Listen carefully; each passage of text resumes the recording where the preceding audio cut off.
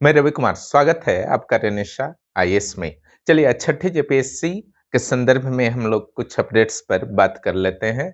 जैसा कि आपको पता है, छठी जेपीएससी में कई तरह की समस्याएं शुरू से चल रही थी और जैसे-जैसे जो स्टेज था प्राइमरी के बाद प्रारंभिक परीक्षा के बाद मुख्य परीक्षा के बाद इंटरव्यू और जो मार्कशीट जारी होता है, तो हर स्तर पर पहले की अपेक्षा अधिक गड़बड़ियां जो हैं देखी गई और जो बहुत ही मेजर मिस्टेक किया गया था और उसको गलत तरीके से पहले आयोग के द्वारा व्याख्या करने की कोशिश की गई थी। हालांकि बाद में सरकार आयोग ने इससे अपना हाथ एक तरह से खींच लिया और उन्होंने स्वीकार कर लिया कि हाँ, गलती हुई है, रिजल्ट में सुधार होना चाहिए, क्योंकि जो क्वालिफाइंग मार्क्स था वो किसी भी हालत में जुड़ना नहीं चाहिए था और उसको जबरदस्ती आप किसी भी तर्क से इसको तो सिद्ध कर नहीं सकते हैं।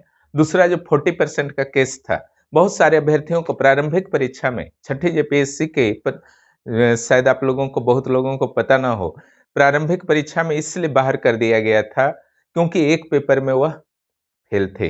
2 पेपर होता है ना, एक पेपर में फेल थे, इसलिए बाहर कर दिया गया था।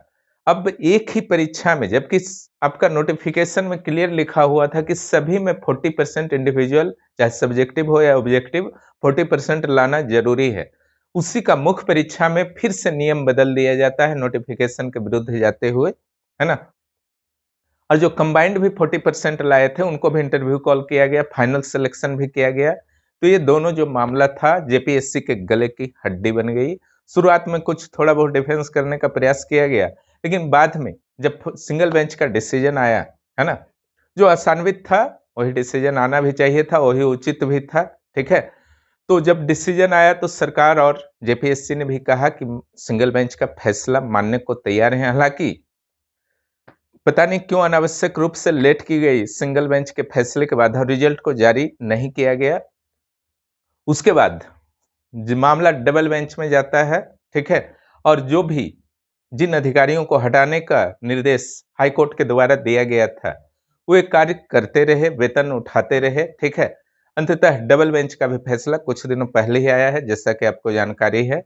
और सिंगल बेंच के फैसले को डबल बेंच ने क्या किया, यथावत रखा है। इट मीन्स फिर से रिजल्ट निकालना होगा। हालांकि अभ्यर्थियों के पास ऑप्शन तो है और वो गए भी हैं सुप्रीम कोर्ट, उसी संदर्भ में भी आज बात करना है, ठीक है। लेकिन आदेश तो फिलहाल है कि ये जो है नियुक्ति पूरी तरह से अवैध है। तो कम से कम जेपीएससी को पहला काम करना चाहिए कि इस रिजल्ट को रद्द करे, मेरिट लिस्ट को प्रक्रियाधीन करे, यथाशीघ्र निकाले, ठीक है। क्योंकि कल या परसों ही पेपर में आया था कि अवमानना याचिका भी दायर हो चुकी है डबल बेंच में। इधर जो प्रभावित अधिकारी हैं, उनमें से कुछ अधिकारी सुप्रीम कोर्ट भी चले गए और वहां पर उन्होंने याचिका दायर कर दी, जो उनका अंतिम आशा है, ठीक है। और सारे सबूत अगर बात कीजिए तो सारे सबूत जो है उनके विरुद्ध हैं, ठीक है। अंतिम आशा है, अंतिम प्रयास से शायद कोई भी रहता उनके जगह तो ये प्रयास करते। लेकिन जहां तक सबूतों की बात है और जहां तक डिसीजंस की बात है, तो दो दो बेंच, सिंगल बेंच और डबल बेंच में, हाई कोर्ट में डिसीजंस उनके विरुद्ध आ चुका है। यहां तक कि ये डिसीजन इतना क्लियर कट था डबल बेंच का कि उस जो सिंगल बेंच को इतना अधिक स्टडी करने के साथ, ठीक है, अधिक स्टडी करने के बाद सिंगल बेंच ने जो डिसीजन दिया था उसमें किसी भी तरह का हस्तक्षेप नहीं किया गया, ठीक है। और जो सबसे बड़ा आपका पक्ष है, जो संघर्ष कर रहे हैं छठी जेपीएससी में न्याय के लिए, ठीक है, वो अभ्यर्थी जिन्हें अधिकारी बने रहना चाहिए था, वो इस संघर्ष कर रहे हैं न्यायालय में अपने उचित मांगों के लिए, ठीक है। जो जेपीएससी और सरकार के द्वारा काफी पहले उनको प्रदान कर दिया जाना चाहिए था, उनका ट्रेनिंग होना चाहिए था, उनकी पोस्टिंग होनी चाहिए था, ठीक है, वो आज तक नहीं हो पाया है। उन्होंने लंबा संघर्ष किया, ठीक है। अब कौन सत्य था असत्य था, शुरू में अब भले ही विवाद हो सकता था, है ना, कुछ लोग जबरदस्ती का तर्क भी दे रहे थे कि हाँ 100 नंबर जो है जुड़ेगा हिंदी इंग्लिश का, ठीक है। पास अभ्यर्थी भी कुछ उसमें शामिल हो गए थे। लेकिन अब शायद ऐसे वर्ग जो ऐसे तर्क दे रहे थे, वो निश्चित रूप से अब तर्क नहीं दे पाएंगे, क्योंकि कहीं भी गलत और सही होता है तो उसका फैसला कौन लेता है, कोर्ट के द्वारा लेता है। भारत में संवैधानिक रूप से व्यवस्था है, ठीक है। और जो भी पीड़ित अभ्यर्थी थे, जिनको लगता था हमारा होना चाहिए था, हमने सारे सब्जेक्ट में क्वालिफाई किया था, हिंदी इंग्लिश को उतना ही महत्व दिया था जितना से क्वालिफाइंग मार्क्स आ जाता, ठीक है। तो फिर मैं बाहर क्यों रहूं, ठीक है। उन्होंने संघर्ष किया। तो देखिए यहाँ पर कई मैटर है, उनके संघर्ष में भी कई मैटर है, ठीक है, उसको भी आप लोग ध्यान देंगे। खास करके जो छठी जेपीएससी में जो संभावित रिजल्ट है, जो कभी भी प्रकाशित हो सकता है, लगभग 125 से 150 कैंडिडेट्स जो अधिकारी बने हुए हैं वो बाहर हो सकते हैं, नए इन करेंगे, ठीक है। ये पूरी तरह से हाई कोर्ट के आदेश के आधार पर मैं बोल रहा हूं, ठीक है। तो जो भी जिनको भी आशा है, ठीक है, 510 के आसपास मार्क्स है जिनका, ठीक है, एक्यूरेट कट ऑफ तो नहीं बताया जा सकता, तो उनको लग रहा है कि हम सारे सब्जेक्ट में पास हैं और हमारा हो सकता है रिजल्ट, ठीक है। वे लोग जो है स्पेशली इस तथ्य पर ध्यान देंगे, ठीक है।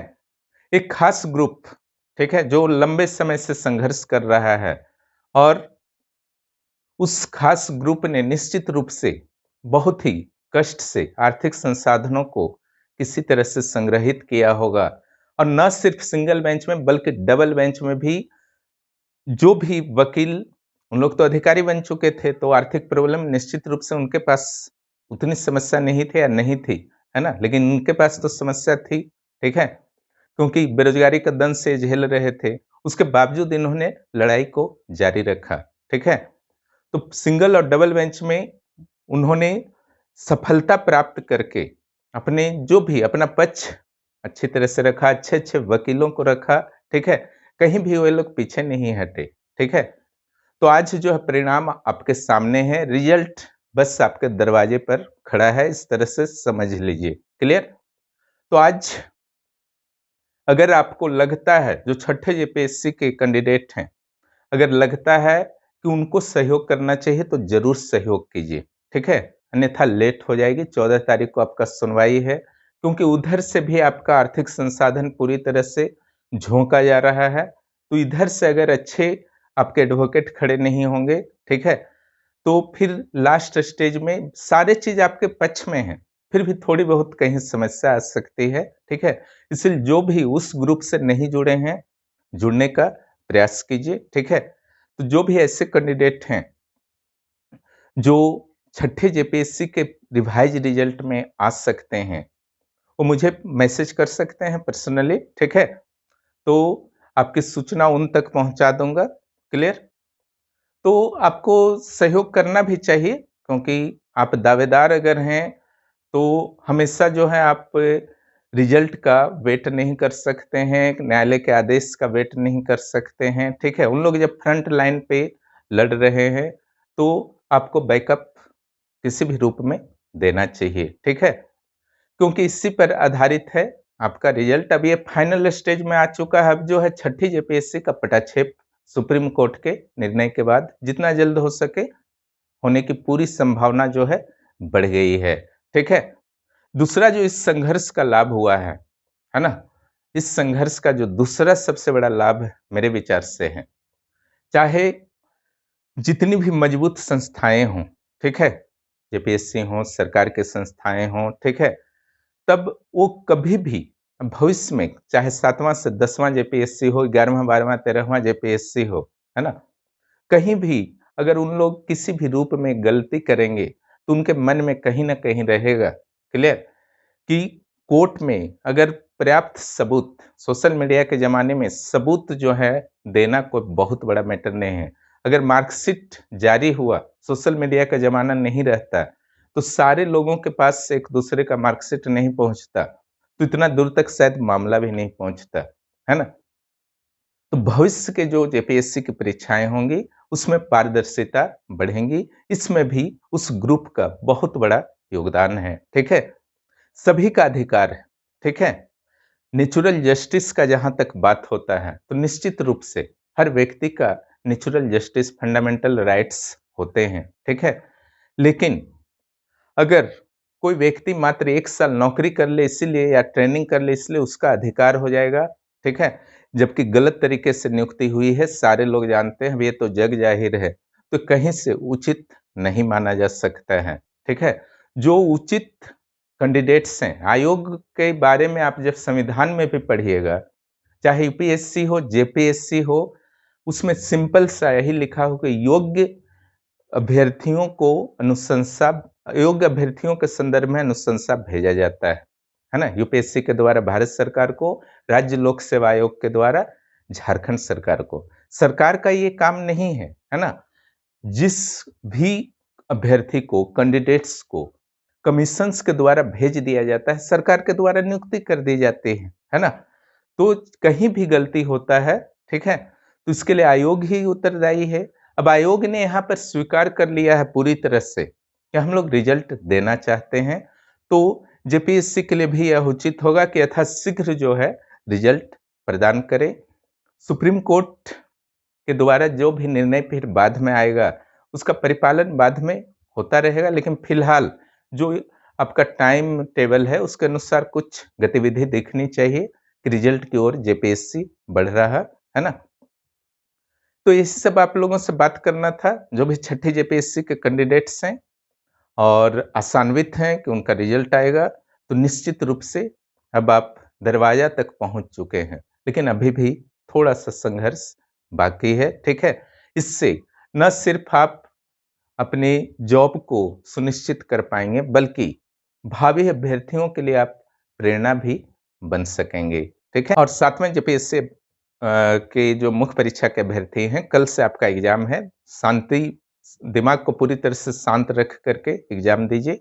जहां तक हमारे मेंबर्स की बात है, आपको बहुत ही व्यापक स्तर पर और टू द पॉइंट्स नोट्स दिया गया है, ताकि आप कम समय में अच्छी तैयारी कर सके। आपने किया है, वहां बेहतर दें, और सिर्फ पास नहीं करना है, बल्कि अच्छे रैंक से क्लियर करना है, ताकि आपके इच्छित पोस्ट मिल सके। और यहीं पर आपका सीमा नहीं होना चाहिए।